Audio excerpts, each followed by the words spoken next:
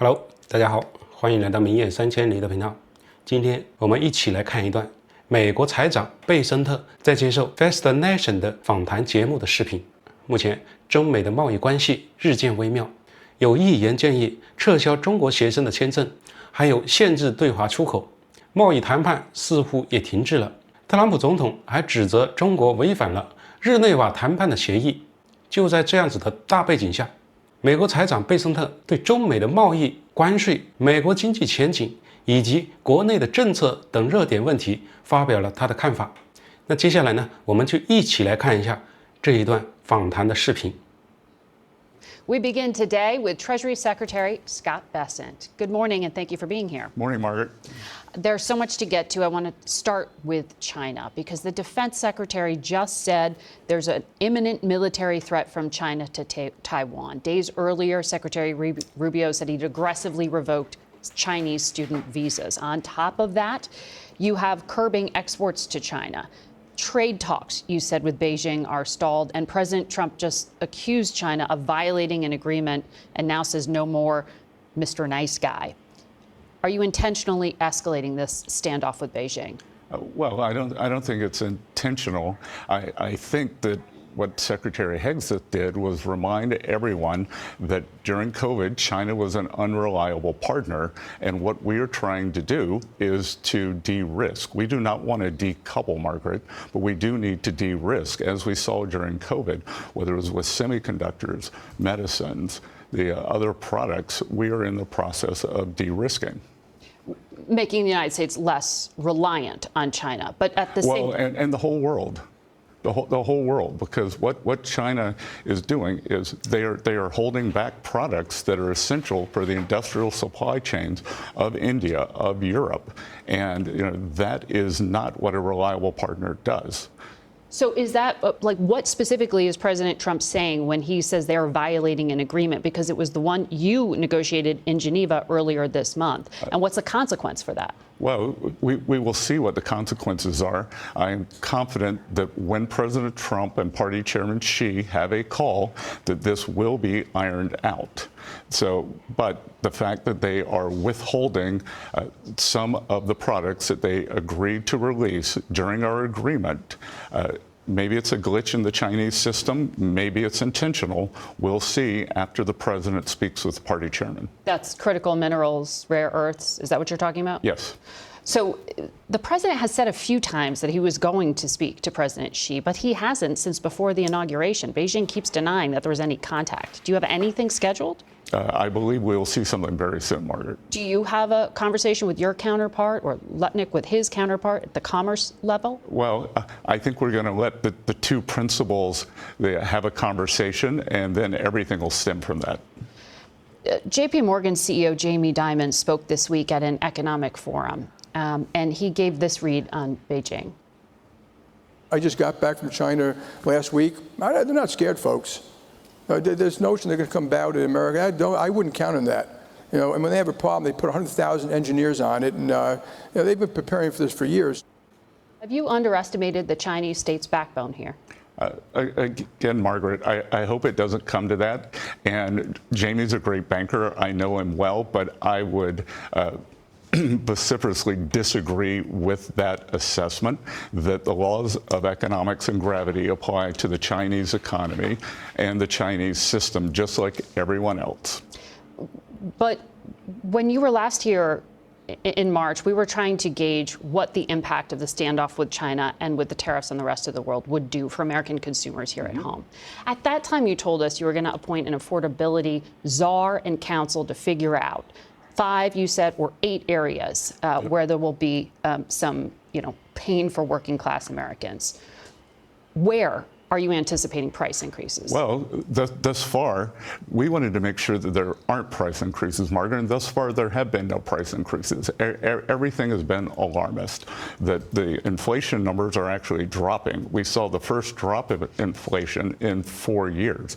The inflation numbers last week, they were very pro-consumer. Right. But you listen to earnings calls just like we do. Mm-hmm. You know what Walmart's saying, what Best Buy's saying, and what Target are saying about but what's Margaret, I coming. also know what Home Depot and Amazon are saying. I know what the South China Morning Post wrote within the past 24 hours, that 65% of the tariffs will likely be eaten by the Chinese producers. So are there 5 or 8 areas that you have identified, as you said back in March, where American consumers will be able to have lower prices or should be warned of higher prices? Well, a lot of it's already working its way through the system. So we've seen a substantial decrease in gasoline and energy prices. So that's down 20% year over year. We've seen the food prices go down, these notorious egg prices. Through the good work of President Trump and Secretary Rollins, egg prices have collapsed. So we're seeing more and more. And what we want to do is even that out across all sections of the economy. So inflation has been very tame. Consumer earnings were up 0.8% last month, which is a gigantic increase for 1 month. So real earnings minus low inflation is great for the American people, and that's what we're seeing. But because when you met with the Chinese earlier this month, and you went down from the 145% tariff down to about, it's like 30%. 30% is not nothing, that tax on goods coming in here.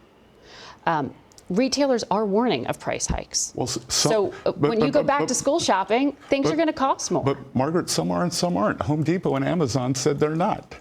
And Home Depot and Amazon aren't where you go for your back-to-school shopping. When you buy your jeans, when you buy your crayons, when you buy all those things that parents are going to be looking. I don't know about you, but I do it online at Amazon. This isn't an advertisement for Amazon. And guess where most of the Halloween costumes in America get bought? At Home Depot. So that's just not right. There's a wide aperture here. Different companies are doing different things. They are making decisions based on their customers, what they think they're able to pass along to their customers, what they want to do to keep their customers. And I was in the investment business for 35 years, Margaret, and I will tell you, earnings calls, they have to give the worst case scenario, because if they haven't and something bad happens, then they'll be sued. It's not always the worst case. It's the most probable case. No. They have to give the worst case. So Walmart, there was just a piece published with the conservative strategist Karl Rove. I'm not asking about politics because he is a political strategist, but he went in on the math here. And he points out that Walmart has a profit margin of less than 3%. He says, if it does what Mr. Trump says, eat the tariffs, it can't break even. It can't absorb the cost of imported pair of kids' jeans with a 46% tariff on Vietnam, a 37% tariff for Bangladesh, or 32% tariff on sneakers from Indonesia. Other companies are in the same pickle. So should companies cut back on the amount of goods they have on their shelves or just on their profitability? That's a decision company by company, Margaret. And I had a long discussion with Doug McMillon, the CEO of Walmart, and they're going to do what's right for them. Before consumers, the reality is there will either be less inventory or things at higher prices, or both. Margaret, when we were here in March, you said there was going to be big inflation. There hasn't been any inflation. Actually, the inflation numbers are the best in 4 years. So why don't we stop trying to say this could happen and wait and see what does happen? Just trying to gauge for people planning ahead here. One of the things the president said on Friday is that he's going to double the tariffs on steel and aluminum up to 50% effective June the 4th. How much will that impact the construction industry? Well, I think I was with the president at the U.S. Steel plant in Pittsburgh on Friday, and I will tell you that the president has reignited the steel industry here in America. And back to the earlier statements on national security, there are national security priorities here for having a strong steel industry. But do you have a prediction on how much it's going to impact the construction industry, for example? Well, I have a prediction on how much it's going to impact the steel industry, and we'll see. There are a lot of elasticities that this is a very complicated ecosystem. So, is it going to impact the construction industry? Maybe, but it's going to impact the steel industry in a great way. Those steel workers, were left on the side of the road after the China shock, and now they're back. They are Trump supporters, And when I tell you that it was magic in the arena, or it was actually at the steel plant that night, that these hardworking Americans know their jobs are secure, there's going to be capital investment, and the number of jobs is going to be grown around the country, whether it's in Pittsburgh, whether it's in Arkansas, whether it's in Alabama. I want to ask you about this big tax bill that worked through the House is going to the Senate next. In it is an increase or suspension to the debt limit that you need delivered on by mid-July. How close of a brush with default could this be, given how massive some of the Senate changes are expected to be to the other parts of the bill? Well, first of all, Margaret, I will say the United States of America is never going to default. That is never going to happen. That we are on the warning track, and we will never hit the wall. You have more wiggle room if they don't deliver this by mid-July? I mean, how hard of a date is this? That we don't give out the X date because we use that to move the bill forward. Sometimes deadlines help force action, as you know, particularly in this town, sir. That's why I'm asking. The president did say he expects pretty significant changes to this bill, though, so that affects the timing of it moving. What would you like Republican lawmakers to keep? What would you like them to alter? Again, that's going to be the Senate's decision. Leader Thrun, who I've worked closely with during this process, has been doing a fantastic job. And Margaret, I'll point out, everyone said that Speaker Johnson would not be able to get this bill out of the House with his slim majority. He got it out. Leader Thune has a bigger majority, and this is with President Trump's leadership. So there's no red lines for you in there of just don't touch this. You can, tinker with that. Well, I think that they're not necessarily my red lines. The president has his campaign promises that he wants to fulfill for working Americans. So it's no tax on tips, no tax on overtime, no tax on Social Security, deductibility of auto loans for American-made automobiles. So those have to stay in. Those have to stay in.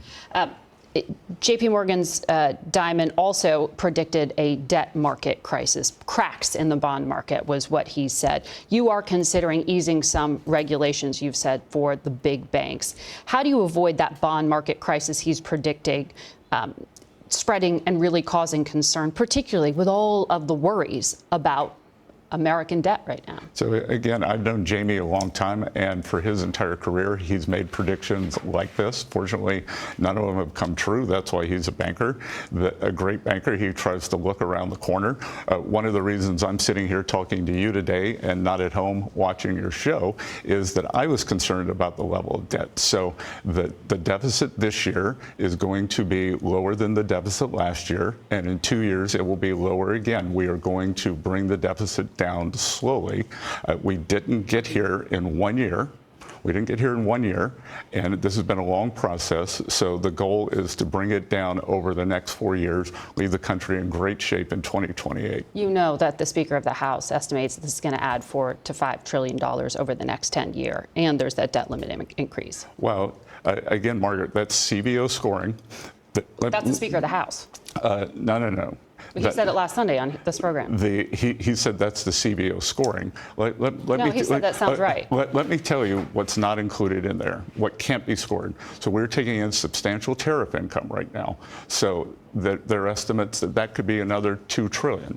That we are pushing through savings. So my estimate is that could be up to another $100 billion a year. So over the 10-year window, that could be $1 trillion. President has a prescription drug plan with the pharmaceutical companies that could substantially push down costs for prescription drugs, and that could be another $1 trillion. So there's the 4. Treasury Secretary Bessent will be watching closely what happens next. 好的，看完了这段访谈，我们简单来总结一下美国财长贝森特的几个核心观点。首先是对华政策，他认为美国并非是故意的升级与中国的对峙，而是在弃风险，而不是脱钩。因为在疫情期间，中国被视为不可靠的伙伴，尤其是在半导体、药品等必需品的供应方面，美国以及全球都需要降低对中国的依赖。他提到，中国可能正在扣留他们在协议中同意释放的一些产品，特别是在关键的矿产和稀土。但他对中美两国的领导人的通话能够解决问题充满信心。他还强烈的反对摩根大通 CEO 戴蒙关于中国不害怕美国的评估，认为经济规律对中国经济同样适用。其次，关于美国经济，他强调通胀数字正在下降，是4年来最好的水平。他还指出，汽油和能源的价格同比下降了20%，食品的价格也大幅的下跌。他认为消费者实际的收入增长良好。关于关税对物价的影响，他认为很多关税将由中国生产商承担，而不是完全的转嫁给美国的消费者。他认为零售商的悲观看法可能是为了应对潜在的诉讼而给出最坏的情况的预测，而不是最可能的情况。第三，关于具体的政策，他提到将从6月4号起把钢铁和锂的关税提高到50%。